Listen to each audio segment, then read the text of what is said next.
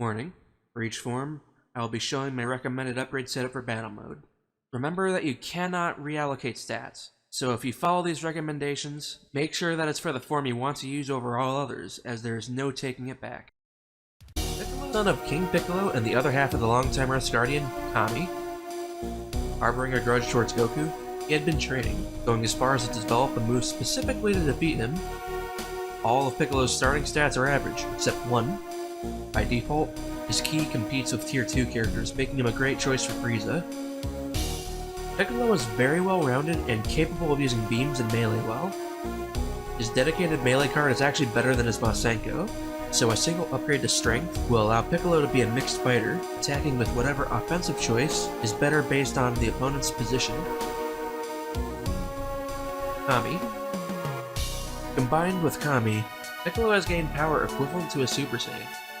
What's special about Piccolo here is that Piccolo's ki is now tied with two other second tier characters for highest base ki. As a result, he hits harder than most with a weaker, well-placed beam, or the equivalent to a Spirit Bomb with his new Super Beam he obtained as part of his fusion.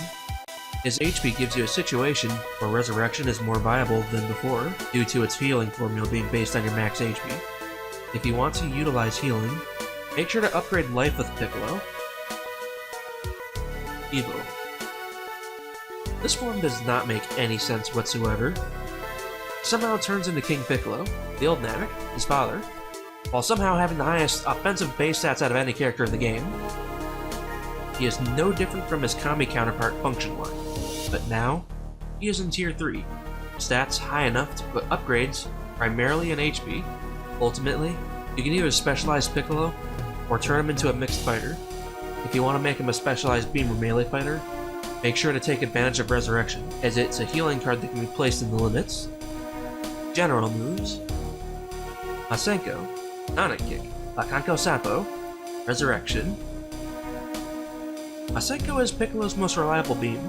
It hits hard, doesn't cost much, and can be shared with Gohan and Future Trunks. Ultimately, this is Piccolo's go-to if you're going to use beams.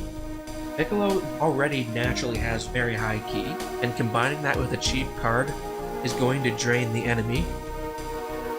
Sonic Kick is Piccolo's melee move, and it's better than Masenko slightly due to accuracy being 100.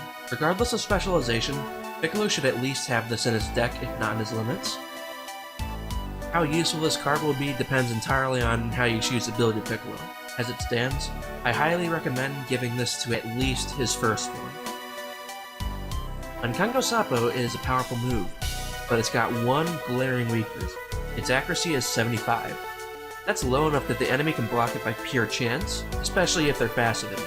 On the other hand, if you think it's worth the risk, it's the only 30 power move in the game with 21 card cost.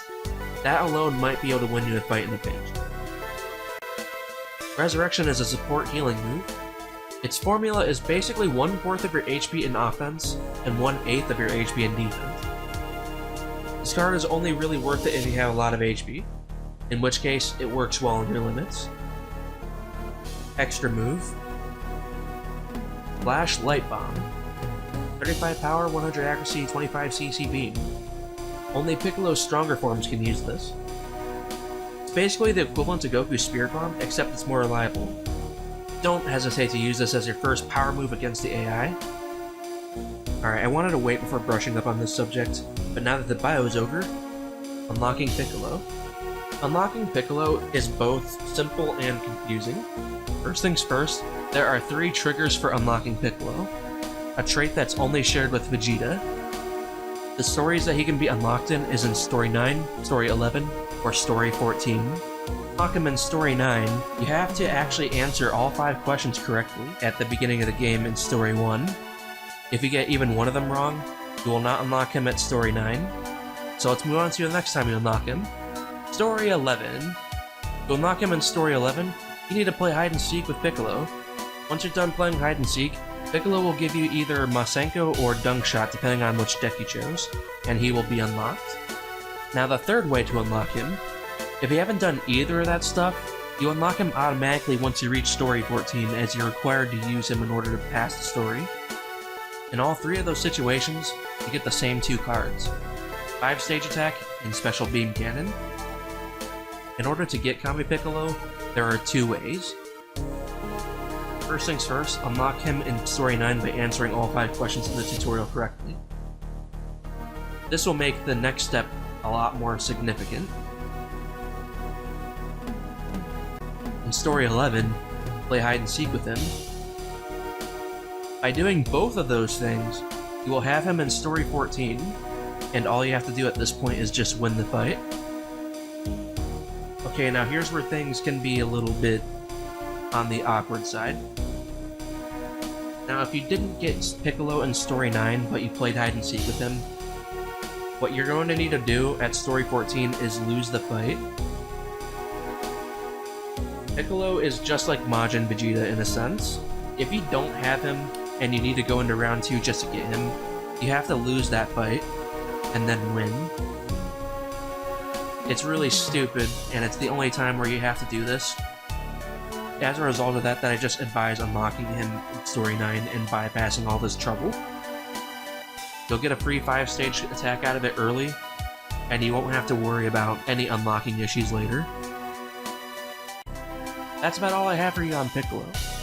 On screen now are just the upgrade sets that I recommend for each form of Piccolo.